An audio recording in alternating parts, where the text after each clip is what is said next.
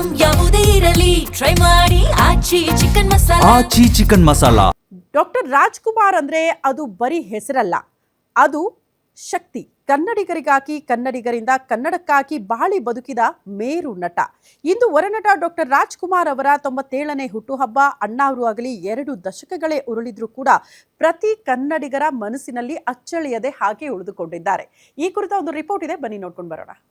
ಕನ್ನಡಿಗರ ಆರಾಧ್ಯ ದೈವ ಡಾಕ್ಟರ್ ರಾಜ್ಕುಮಾರ್ ಅವರ 97ನೇ ವರ್ಷದ ಹುಟ್ಟುಹಬ್ಬವನ್ನು ಅದ್ಧೂರಿಯಾಗಿ ಆಚರಣೆ ಮಾಡಲಾಗುತ್ತಿದೆ. ಅದರಲ್ಲೂ ಅವರ ಸಮಾಧಿ ಭೂಮಿ ಬೆಂಗಳೂರಿನ ಕಂಠೀರವ ಸ್ಟುಡಿಯೋದಲ್ಲಿ ಹಬ್ಬದ ಕಳೆ ಕಟ್ಟಿದೆ. ರಾಜ್ಕುಮಾರ್ ಅವರ ಜನ್ಮದಿನದ ಅಂಗವಾಗಿ ಕುಟುಂಬದ ಸದಸ್ಯರು ಕಂಠೀರವ ಸ್ಟುಡಿಯೋದಲ್ಲಿ ಕೆಲವೇ ಕ್ಷಣಗಳಲ್ಲಿ ಪೂಜೆ ಸಲ್ಲಿಸಲಿದ್ದಾರೆ. ಇದೇ ವೇಳೆ ಸಾವಿರಾರು ಅಭಿಮಾನಿಗಳು ಅಣ್ಣಾವರನ್ನ ಕಣ್ಣಾರೆ ಕಂಡು ಧನ್ಯರಾಗಲು ರಾಜ್ಯದ ಮೂಲೆ ಮೂಲೆಗಳಿಂದ ಆಗಮಿಸುತ್ತಿದ್ದಾರೆ. ನೆಚ್ಚಿನ ನಟನ ಸಮಾಧಿಗೆ ಹೂವಿನ ಅಲಂಕಾರ ಮಾಡಲಾಗಿದ್ದು, ಭಕ್ತರು ಸಾಲಿನಲ್ಲಿ ನಿಂತು ತಮ್ಮ ಪ್ರೀತಿಯ ನಾಯಕನಿಗೆ ಗೌರವ ಸಲ್ಲಿಸಲಿದ್ದಾರೆ. ಇನ್ನು ತಮ್ಮ ಇಷ್ಟವಾದ ನಟ ರಾಜ್ಕುಮಾರ್ ಅವರ ಹುಟ್ಟುಹಬ್ಬವನ್ನು ತಮ್ಮ ಹುಟ್ಟುಹಬ್ಬದಂತೆ ಅಭಿಮಾನಿಗಳು ಆಚರಿಸುತ್ತಿದ್ದಾರೆ. ಕೇವಲ ಕೇಕ್ ಕತ್ತರಿಸಿ ಸಂಭ್ರಮಿಸುವುದಕ್ಕೆ ಸೀಮಿತವಾಗದ ರಾಜ್ ಅಭಿಮಾನಿಗಳು ಸಮಾಜಮುಖಿ ಕಾರ್ಯಗಳನ್ನ ಹಮ್ಮಿಕೊಂಡಿದ್ದಾರೆ. ರಾಜ್ಯಾದ್ಯಂತ ವಿವಿಧ ಸಂಘ ಸಂಸ್ಥೆಗಳು ರಕ್ತದಾನ ಶಿಬಿರ, ಉಚಿತ ಆರೋಗ್ಯ ತಪಾಸಣೆ ಮತ್ತು ಅನ್ನ ಸಂತರ್ಪಣೆಯಂತಹ ಕಾರ್ಯಕ್ರಮಗಳನ್ನು ಹಮ್ಮಿಕೊಂಡಿದ್ದಾರೆ.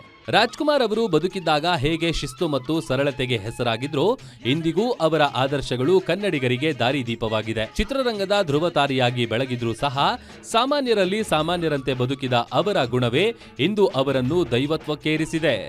ಕೇವಲ ನಟನೆಯಷ್ಟೇ ಅಲ್ಲದೆ ಕನ್ನಡ ಭಾಷೆ ಮತ್ತು ಸಂಸ್ಕೃತಿಯ ಉಳಿವಿಗಾಗಿ ಅವರು ನೀಡಿದ ಕೊಡುಗೆ ಅನನ್ಯ. ಈ 97ನೇ ಜನ್ಮದಿನದಂದು ಕನ್ನಡಿಗರು ತಮ್ಮ ನೆಚ್ಚಿನ ನಟನನ್ನು ಸ್ಮರಿಸುತ್ತಾ ಅವರು ತೋರಿದ ಸನ್ಮಾರ್ಗದಲ್ಲಿ ನಡೆಯುವ ಸಂಕಲ್ಪ ಮಾಡುತ್ತಿರುವುದು ನಿಜಕ್ಕೂ ವಿಶೇಷವಾಗಿದೆ. Keerthi Patil, film bureau, guarantee news. Kailasa ಕಂಡ ನಮಗೆ ಕೈಲಾಸ ಯಾಕೆ ಬೇಕು, ದಾಸರ ಕಂಡ ನಮಗೆ ವೈಕುಂಠ ಯಾಕೆ ಬೇಕು, ಮುಂದಿನ ನನ್ನ